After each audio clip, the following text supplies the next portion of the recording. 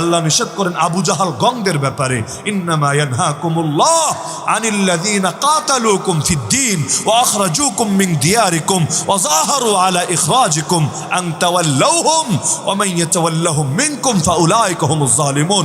আল্লাহ বলেন, ধর্মের জন্য যারা তোমাদের বিরুদ্ধে যুদ্ধ করে, তোমাদেরকে তোমাদের ঘর বাড়ি থেকে উচ্ছেদ করে অথবা উচ্ছেদ করতে সহযোগিতা করে, তাদেরকে বন্ধু বানাতে আল্লাহ নিষেধ করে দিয়েছেন। সুতরাং যারা ওই ঘরের মুসলমানদের উপর জুলুম করে তারা কোনোদিন আমাদের বন্ধু হতে পারে না। যারা বাবরি মসজিদ ভেঙে রাম মন্দির করেছে আমাদের বন্ধু হতে পারে না।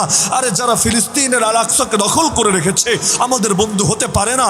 এমনকি এই দেশে বসেও যারা ইসলামকে উচ্ছেদ করতে চায়, ট্রান্সজেন্ডারবাদ বাস্তবায়ন করতে চায়, সমকামিতা ছড়িয়ে দিতে চায়, পতিতালয়কে আরো অবাধ করে দিতে চায়, মদের বারগুলোকে আরো ওপেন করে দিতে চায়, মদের লাইসেন্সকে ব্যাপক থেকে ব্যাপকতর করতে চায়, কশ্চিন কালেও তারা আমাদের বন্ধু হতে পারে না।